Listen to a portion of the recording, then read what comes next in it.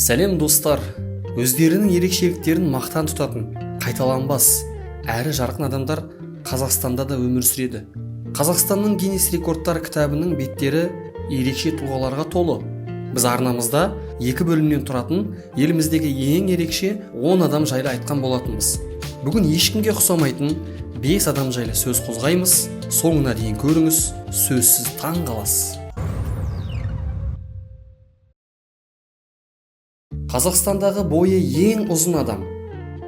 Атырау облысы Индер ауданының тұрғыны Парасат Нұрғалиев елдегі ең ұзын адам ретінде Қазақстанның рекордтар кітабына енді.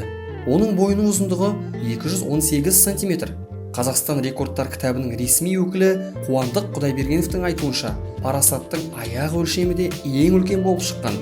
Ол 56 өлшемдегі аяқ киім киеді екен. 30 жастағы жігіт үйдің кенжесі, оның 2 ағасы мен 1 әпкесі бар. Бірақ бауырларының дене бітімінде мұндай ерекшеліктер жоқ. Парасаттың айтуынша, ол бала күнінде бойы жағынан да, салмағы жағынан да қатарластармен тең болған. Тек 6 сыныптан соң бірден өсе бастаған. Үлкен арманы бар кішкентай қыз Айжан Сұлтанова өз даусымен мыңдаған тыңдарманының жүрегін жаулап алды. Үлкен арманы бар кішкентай қыз деп украиналық голос шоуында ол өзін осылай таныстырған болатын. Қазақстандық дюймовочканың бойы небәрі 123 см. Егер бірдеңеге қол жеткізу керек болса, жай ғана орындық қойып аласың да аласың. Киімді кәдімгі дүкендерден аламын, кейін өзіме лайықтап қысқартып қоямын, деп бөліскен еді Айжан. Бірде-бір дәрігер Айжанның бұл ерекшелігі нақты не себепті болғанын айта алмайды, бірақ ол мұны өзінің ерекшелігі деп санайды. Жан ата. Иванов Иван Иванович есімді ерекше жерлесімізді көпшілік жан ата ретінде таниды. 80-нен асқан жасында да атамыз әлемді таң қалдыратын ерекше қабілеттерін көрсетіп жүр. Оның 3 сағат бойы үзіліссіз 6 келілік гирді 6666 рет көтергені тіркелген. Сонымен қатар бұл ерекше қария жарты сағат ішінде тоқтаусыз 1450 рет отырып тұра алады. Бұл оның керемет қабілеттерінің тек бір бөлігі ғана. Осындай өнерді жан ата Шаолинь монастырында меңгерген. Ол жерде 5 жыл бойы болып, адам күші, санасы мен ерік жігерінің мүмкіндіктерін зерттеген. Жан ата рекордтарды Гиннес кітабы үшін емес, қазақстандықтардың арасында салауатты өмір салтын насихаттау үшін қоятынын айтады. Дегенмен, оның есімі Қазақстанның рекордтар кітабына енгізілген.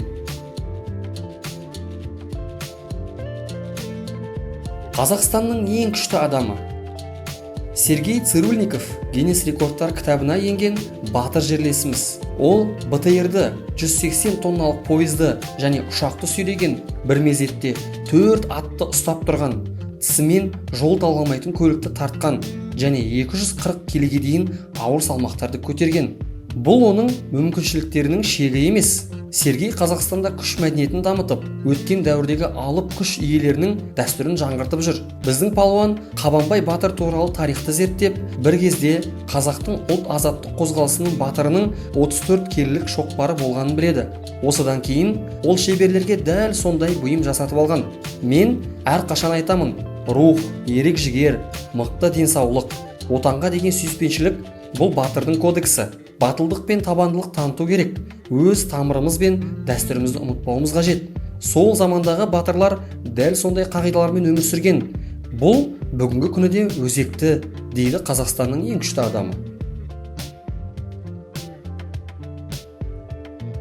Жер шарын шарлаған байкер. Петрухин Дмитрий Иванович Қазақстан Республикасының туын көтеріп, жер шарын толық дерлік айналып шықты. Жолда талай қиындықтарды еңсеріп, табиғаттың тосын мінезіне қарсы тұрды. Жүздеген шақырымды демалыссыз өзінің темір тұлпарымен жүріп өтті. Оны еліміздің ғана емес, шетелдің де әрбір мотоциклисті жақсы таниды. Ол қазақстандық байкер саяхатшысы, қоғам қайраткері. Дмитрий 2004-2014 жылдары өзінің BMW К1200 LT мотоциклімен жалғыз өзі әлемнің 170 елін аралап, 400 мың шақырымнан астам жол жүріп өтті.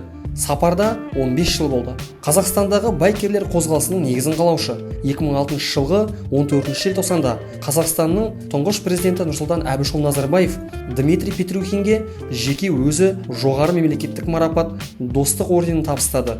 2007-2009 жылдары алтын адам сыйлығының ел патриоты аталымы бойынша Дмитрий 2 мәрте лауреаты атанған.